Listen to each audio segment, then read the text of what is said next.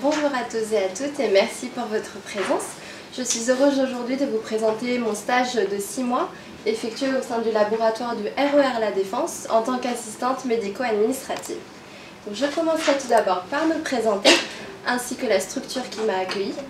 Je continuerai par mes horaires ainsi que les missions qui m'ont été confiées. Je vous ferai part de ma difficulté ressentie lors de ce stage et dresserai un bilan de cette formation. Donc, je m'appelle Viviane Fu, j'ai 23 ans et j'habite à Paris dans le 20e arrondissement. Donc, au lycée, je me suis dirigée vers une filière littéraire par défaut. En effet, à la base, je souhaitais intégrer celle de la scientifique, mais lors de l'année de seconde, j'ai perdu mon père brusquement, ce qui m'a énormément affectée personnellement et scolairement. Donc, au vu de la baisse de mes notes, on m'a refusé l'accès en S. Donc, suite à l'obtention du bac, j'ai voulu entreprendre une année de remise à niveau afin de pouvoir tenter éventuellement une PACES. Mais avec du recul, maintenant, je pense que je n'en avais tout simplement pas le courage et pas le moral. Mais pour pallier à ça, je me suis dirigée vers une licence de chinois que j'ai obtenue à l'université Paris Diderot. Ça n'a pas été la voie idéale pour moi, mais je ne regrette en aucun cas ces 3 années. Suite à cela, j'ai voulu revenir à ma vocation initiale qui est de travailler dans le domaine de la santé. Donc après quelques recherches, j'ai trouvé le centre Abyss où j'ai effectué ma formation de secrétaire médicale et où je continue aujourd'hui en tant qu'assistante médico-administrative. Donc je suis actuellement au laboratoire de La Défense qui appartient à un groupement de 10 sites nommé Le Labo. Il a pour siège social le laboratoire du Parc Monceau qui se situe à Paris dans le 17e arrondissement. Ce dernier existe depuis 1978 et était dirigé auparavant par le docteur Gabriel Bénuchou. En 1994, le docteur Pascal Amram reprend la structure et ouvre en 2009 le laboratoire de La Défense. Ce laboratoire se situe dans le grand hall du RER La Défense et peut être desservi par plusieurs moyens de transport, dont le RER, le métro, les trains, le tramway ou encore les bus. Il est ouvert du lundi au vendredi de 7h à 19h et le samedi de 8h à 13h. Un rendez-vous peut être bien surpris sur notre site internet Doctolib. Notre site est sous la responsabilité de notre biologiste, le docteur Stéphane Roman. Donc au niveau de la technique, nous distinguons la technicienne Marie-Jeanne, les 7 techniciennes préleveuses. Au secrétariat, nous sommes actuellement 7. Nous travaillons principalement avec le logiciel Audencio qui nous permet de suivre un patient de la phase préanalytique jusqu'à la post-analytique et Giscal qui est notre logiciel de qualité.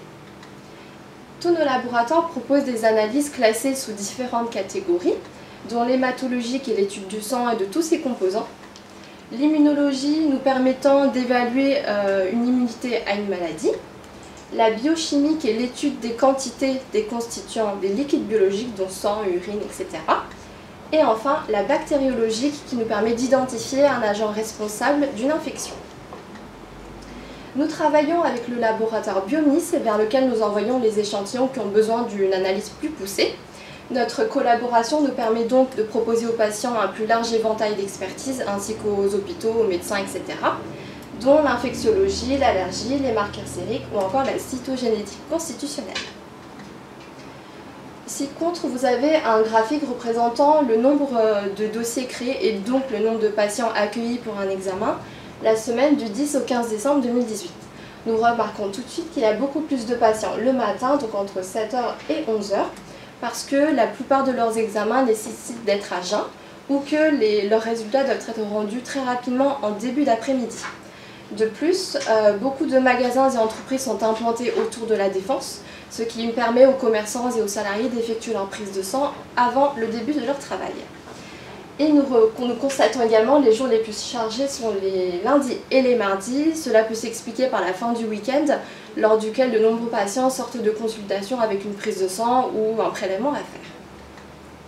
Donc pour mes horaires, j'étais au centre Abyss le vendredi.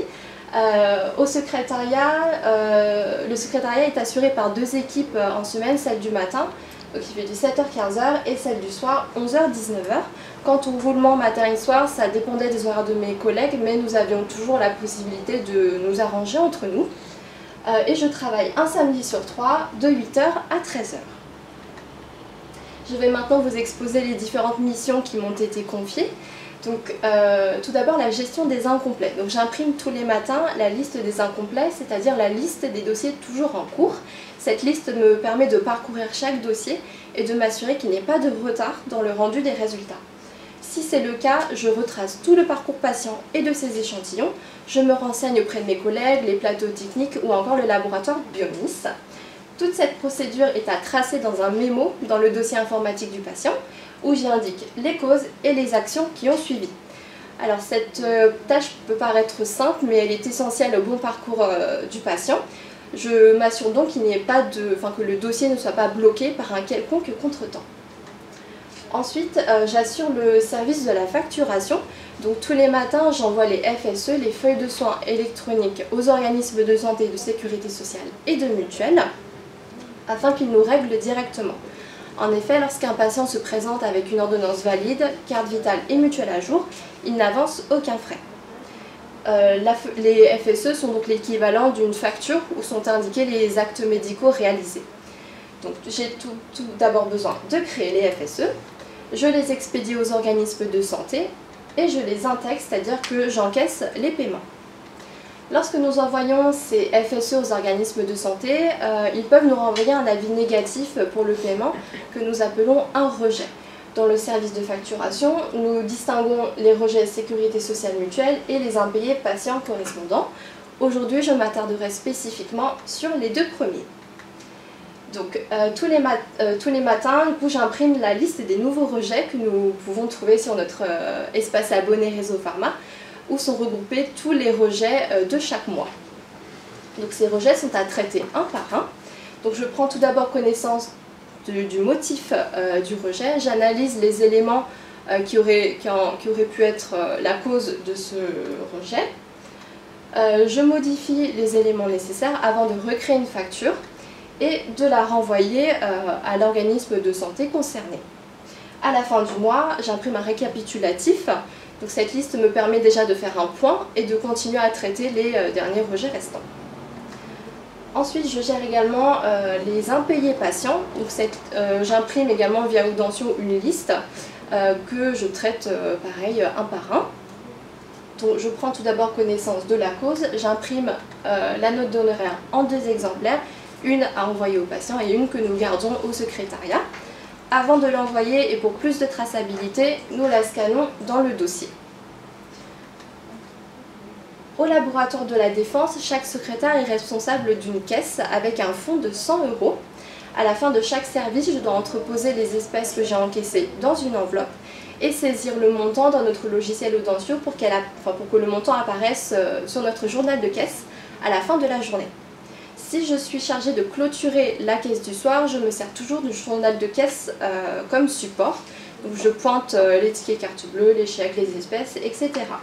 Donc pour schématiser, si je suis du matin, j'entrepose dans mon enveloppe seulement les espèces que j'ai encaissées. Si je suis du soir, j'y mets mes espèces, les pièces comptables, le journal de caisse et la télécollecte de la journée. Donc chaque vendredi matin s'effectue la caisse hebdomadaire. Étant donné que j'étais en cours le vendredi, j'ai pu effectuer cette tâche certains jeudis matins. La finalité étant de revérifier tous les encaissements de la semaine et de remettre les espèces et les chèques à la banque. Donc pour cela, je procède jour par jour. Donc je commence par regrouper toutes les enveloppes d'un jour, donc préalablement établies de la façon décrite précédemment. J'y pointe les tickets carte bleue, les chèques, les espèces, etc. Je reporte les montants totaux de chaque type de règlement dans notre cahier de caisse. Et je remets enfin les espèces et les chèques à la banque en veillant à ramener les justificatifs de dépôt, bien sûr.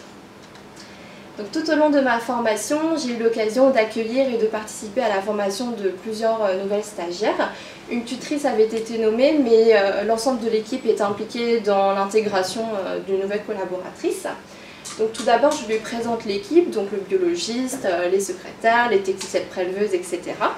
S'ensuit par la visite des locaux et je n'hésite pas à prendre un temps pour échanger et rassurer la nouvelle stagiaire sur la bienveillance de l'équipe, sur le droit à l'erreur et notre disponibilité pour toute question. Ensuite, je lui présente l'organisation de la structure, donc les différents sites, le cheminement des prélèvements, le parcours du patient ainsi que le rôle de la secrétaire pour qu'elle puisse mieux se situer au sein de la structure et dans l'équipe même. Donc, lors du processus de formation, j'accompagne la nouvelle stagiaire dans les tâches en lui explicitant chaque étape et en utilisant différentes méthodes d'apprentissage. Suivre la stagiaire est la seconde étape lors de laquelle je rassure en fait sur l'accompagnement tout en acceptant les erreurs. J'évalue les compétences afin de la faire progresser et pour pouvoir revenir sur les points un petit peu plus difficiles dans le but de la mener petit à petit vers l'autonomie. Donc la principale difficulté a été portée sur le traitement des rejets sécurité sociale et mutuelle. Au départ, je n'arrivais pas vraiment à comprendre pourquoi est-ce que la facture a été rejetée. C'est en demandant conseil à mes collègues et en cherchant les solutions de mon côté que j'ai pu m'améliorer. Je tiens également un carnet où je note les motifs des rejets avec les éléments à vérifier. C'est ce qui m'a permis d'acquérir certains réflexes et qui me permettent maintenant d'assurer cette tâche. J'aimerais maintenant dresser le bilan de cette formation. Donc elle a été extrêmement instructive et enrichissante. J'ai toujours voulu travailler dans le domaine de la santé et ce stage m'en a donné l'occasion et surtout de continuer dans ce sens-là. J'ai pu y acquérir et y perfectionner différentes compétences, dont la gestion des priorités, la transmission de savoir ou encore l'organisation. Sur un plan plus personnel, l'adaptabilité, le travail d'équipe ainsi que l'écoute. Je vais finir par mes remerciements. Donc tout d'abord, je remercie toute l'équipe du Centre Avis pour votre écoute, votre accompagnement. Merci de m'avoir reçu et d'avoir accepté que je continue en tant qu'assistante médico-administrative. J'exprime ma profonde reconnaissance envers Madame Akbarali qui a bien voulu me recevoir et que je continue dans la même structure lors de cette nouvelle formation. Ainsi, je remercie tout l'ensemble de l'équipe du groupement Le Labo et plus particulièrement le laboratoire de la Défense pour tous les efforts qui ont été fournis pour que ma formation se déroule dans les meilleures conditions. Merci pour votre écoute et votre attention.